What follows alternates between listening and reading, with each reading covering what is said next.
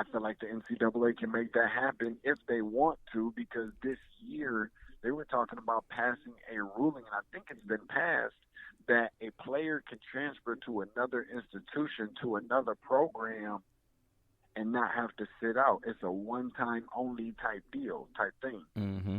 If they could pass that, then they could pass this. And by the way, basketball is actually considered a winter sport and not a spring sport. And I think that's one of the bigger issues that we're having with the NCAA being able to make a way for basketball players to actually play, and not so much the spring sports like baseball and all the other ones.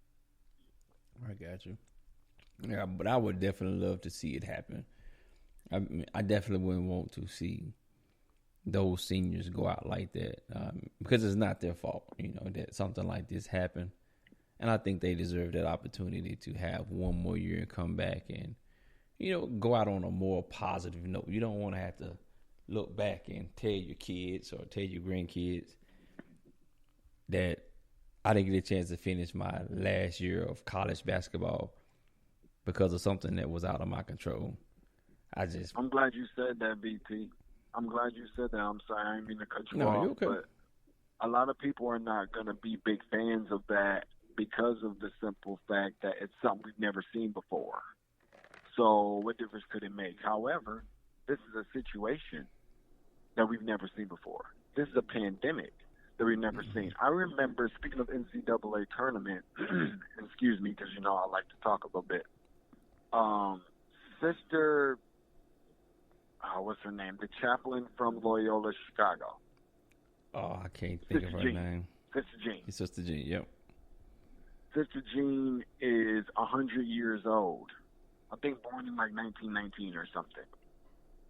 And they had an interview with her and talking about everything that's happening. She said, we just have to come together as a union, as a country, as a nation, unitedly, and so forth, and whatever else, all the other cute stuff. But she said something that was very important. She's never seen anything like this before. She's 100, BT. Mm-hmm. 100 years old, and she never seen anything like this. So I think that certain things should be exceptions. If guys want to come back and play an extra year of basketball, think about the effect that it's having even on high school seniors. They can't even walk the stage, dude. That's right. When is the last time we've seen somebody not even be? I mean, people look forward to this in America. There's no guarantees in a lot of things, not even to graduate from high school for a lot of people, especially depending on where you come from. But for the people who got bare bottom, if not nothing else, when you filling out that application and you got to leave the collegiate portion blank, no bachelors, no associates, no masters, no none of that, and you can write something down for education and say high school graduation. We know that that's something nobody can ever take away from you, but so many people here in America look forward to having at least that piece. Mm-hmm. And people not even having the opportunity to remember it on a traditional night, typically annually for all Americans, graduating from high school and walking that stage and acting a fool, because I almost pulled my pants down, BT, when I walked the stage. Oh yeah, that's wild, man. They probably wouldn't even give you your diploma if you did that. But it definitely sucks for anyone that is a senior, whether you're in college, high school, or grad school. If you're graduating for anything or celebrating anything in your life at this point in time, it's a really sad and unfortunate situation. All right, and so I got your perspective on that. Now I want to kind of jump into quickly something that we had started in our last podcast, just to break it up just a little bit. With sports now, 17 days without sports, I'm sure you've been on social media a lot, trying to keep up with what maybe may be talking about, all the old college games, all the old NBA games, all the old stuff, as well as checking social media. Are you tired of anything on social media that's been constantly been shared, or people are doing like TikTok type stuff, dances? What are you tired of on social media? tired of, I don't know, man. The TikTok stuff don't really bother me too much. It's not really my wave like that. Um, but I'm okay with it because it's showing. It's exactly what this is. It's exactly who we are as Americans. It's exactly who we are as a people. No matter if you're black, white, purple, or green. The reality is that I love to see people's unique ways because that was one of my biggest concerns. I think I talked about this on the podcast last night. Is that my biggest concern was people was going to have too much time on their hands. People ain't going to know what to do. People are going to, be paranoid and so many other things that it was going to potentially lead to danger. And we probably haven't even seen the worst part yet, dude. I mean, the first ain't even here yet for when people get to pay their bills or have to pay their bills. So just to be able to see some first people right around in the good corner. spirits. Yeah, right around the corner. But to see people in good spirits to an extent, and you maybe have an opportunity, like you're talking about the athletes, we're out having sports.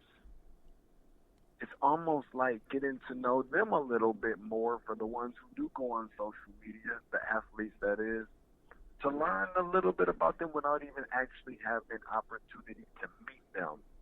So as far as bringing it right back around full circle, and I apologize, the stuff that I'm tired of seeing being posted is just the negative stuff about everything that's going on. Okay, I just can want to feel see you on some that. more positivity, man. I want to see some more creativity, some uniqueness, some positivity, people praying for folks, reaching out to folks, and just the things, optimism, that the things that can bring smiles on people's face. Okay. I can agree with you on that. Me personally, I am tired of the TikTok videos, especially the bad ones, the ones that are not good. Everybody seems to be doing it, and I don't know what's good and what's not when it comes to TikTok.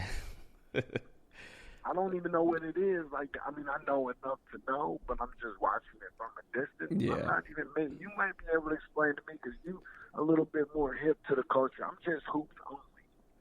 I mean, you make a point when you say what's good and bad. I guess I don't know. It's like everybody's trying to do it. It's like it's getting overused and I'm tired of seeing it. It's almost like I'm tired of seeing the conversation between the cartoon character girl and guy where she's texting him and he's texting her back. Yeah, I'm kind of tired of that. Now it's come up with some funny sayings. Don't get me wrong, but I'm kind of tired of seeing that. That's why I like it though, B. And I'm like, who makes those things though? Creative stuff, and you know how we are as a people that microwave society. Yeah. Everybody, it's got to be quick, fast, in a hurry. Something you can scroll, take a look at, giggle a little bit, and keep scrolling. That's exactly what that is. Man. And why that might be sad as a people, that's just where we're at. I mean, what was it not long ago? I think everybody had the filter that changed their faces to like who they would be as like an 80-year-old. Yes, this is the Face app. I think it was called the Face app. Did you do that one? No, man, I didn't want to do that, but I did do it with you. No, you a grumpy old man. I did do the one of you. Remember, and I shared it on my Instagram page of you being a reporter like 80 years from now. I know you remember. Hey, that's what keeps you young, baby.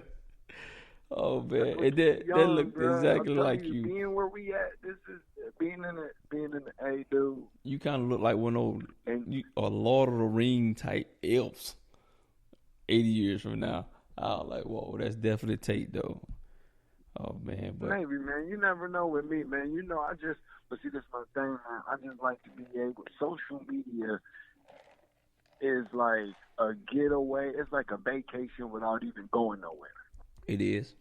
To an extent. You know what I'm saying? Yeah. You can be anybody you want to be. There's so much catfish and everything else going on.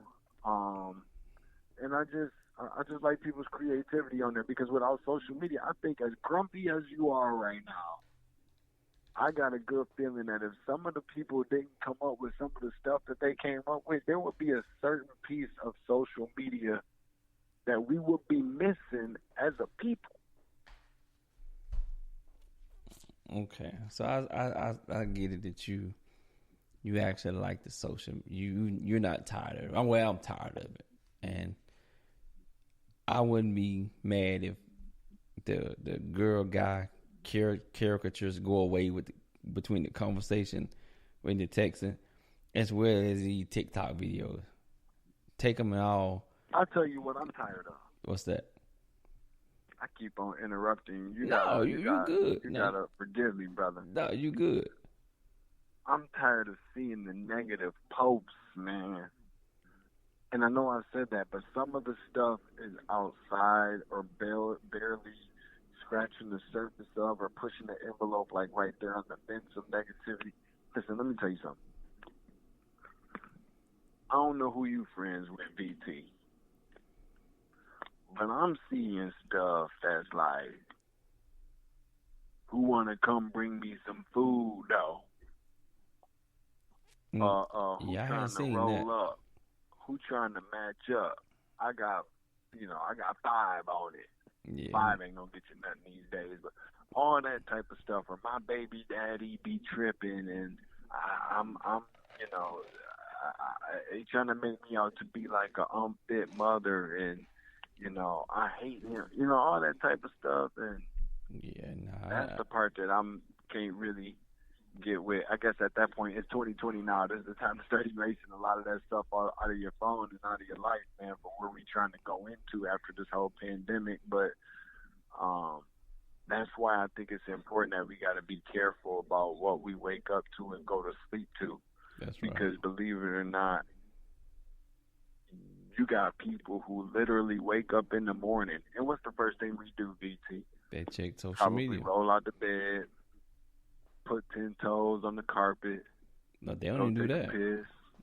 Wake up at the. You know what I'm saying? No, I'm saying that's just the what you supposed to do.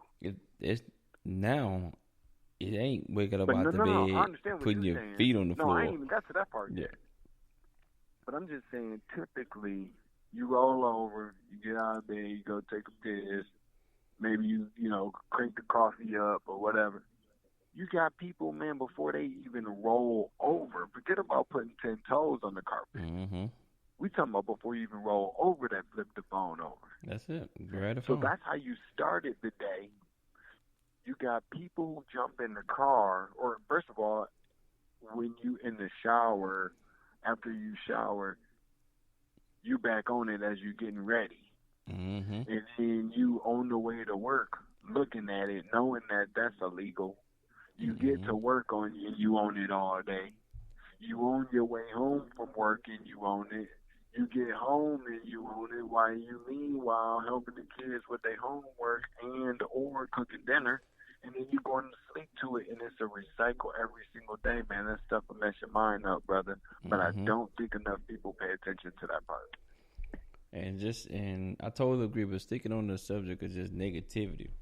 I'm not sure if you've seen it yet, but it was just breaking news that Jim Dolan, the Knicks and Madison Square Garden chairman, he tested positive for the coronavirus, and just people on social media and on Twitter, they celebrating this man testing positive for the coronavirus, and that's I'm like, that's bad, and I get it. He's not the model citizen, and he's not the typical owner that you would like to see running your franchise if you're a Knicks fan.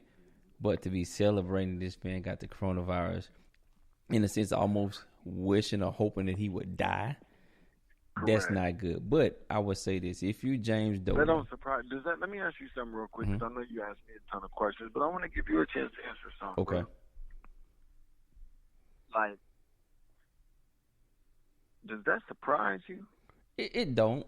It doesn't. But because when I first seen it, I had that thought that I didn't put a lot of thought into.